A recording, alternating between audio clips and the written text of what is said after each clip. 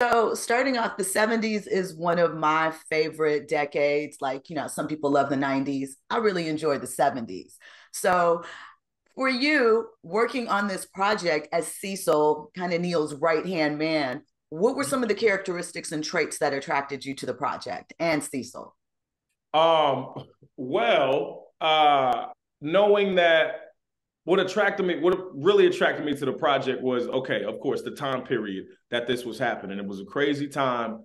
In the 70s, it was sex, drugs, rock and roll, everything was happening.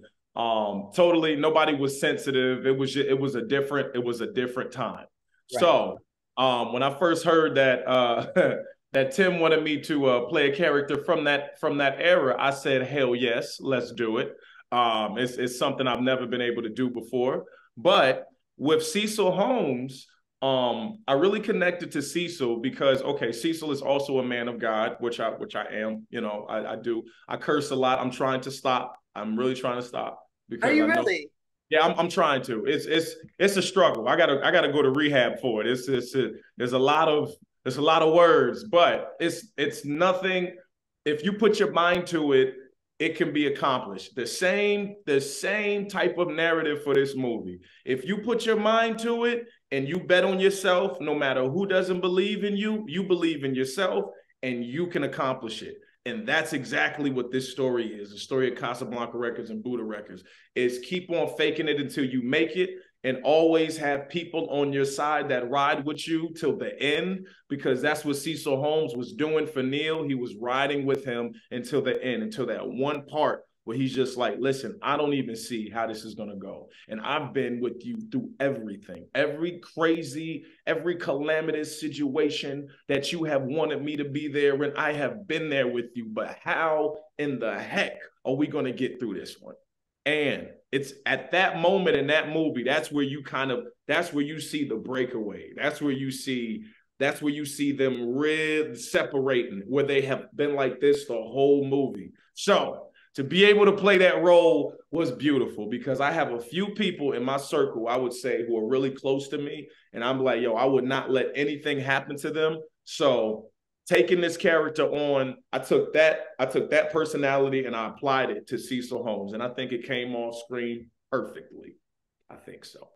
So the other thing that I thought was really great about Cecil's character and interesting, especially for the time period, is that he's a black man, but he wasn't just in, R&B or soul music of the time. He was working, and giving his input with Kiss and all of these different artists. So talk to me a little bit about that process. And so I know it's not erasing race, so to speak, because there are moments, but the fact that late 60s, early 70s, this black man could work side by side with a white Jewish man in the music industry and it not be a thing was kind of interesting to me. And his Well, cross that was section. a testament of how Cecil's value at the company.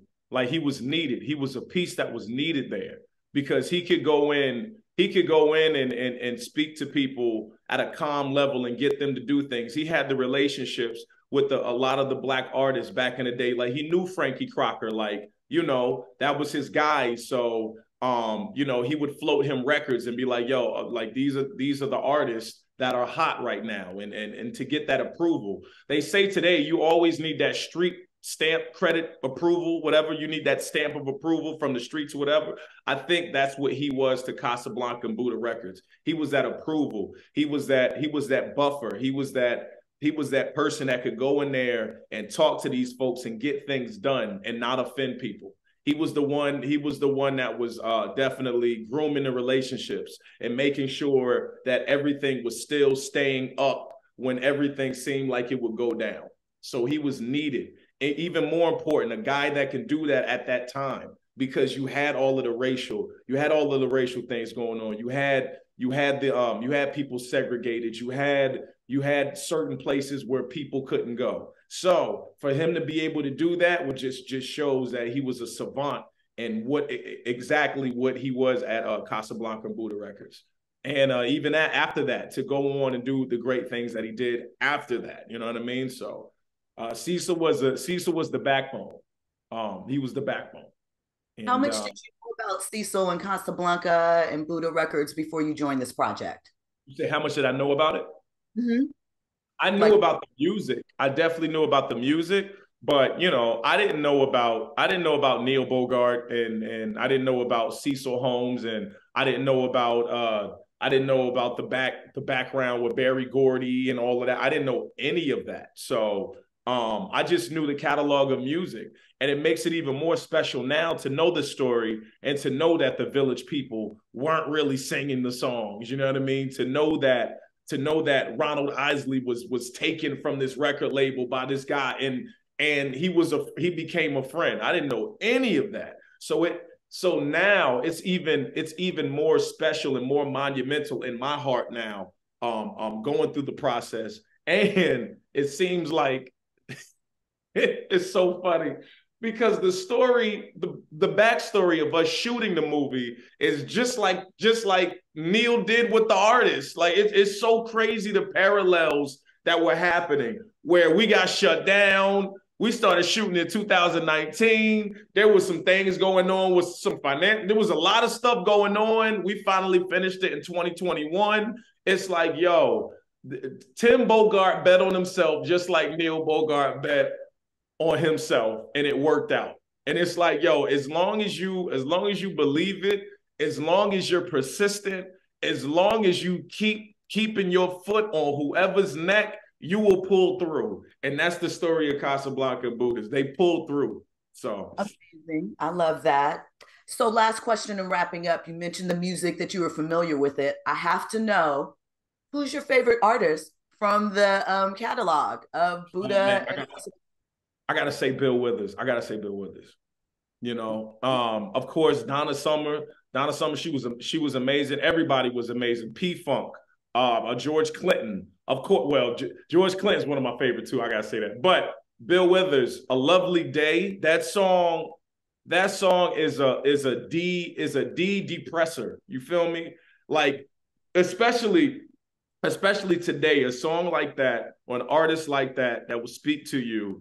He'll make you feel better about life in general. So even if I'm having a bad day and I turn on some Bill Withers, It's a Lovely Day, like I'll try to feel better about whatever's going on. And that might be able to get me through something. And I hold to artists that bring me out of dark places. I would say somebody else that brought me out of dark place before was Jay-Z back in 2007. I was really depressed. And that album, Kingdom Come, came out, which is arguably not one of his best albums. People didn't like it as a whole. However, that song Beach Chair and that song it brought me out of a dark place. So I think if an artist can do that, if anybody has something that they're going through and an artist can bring them out of it, I think they become their favorite. And that's why I would say Bill Withers for sure. Amazing. Beach Chair was the only worthwhile cut on there. I didn't say it was the only one, but that was the one that. No, you didn't say it. Hey, Jigga, I didn't say anything, man. That was clearly Jill.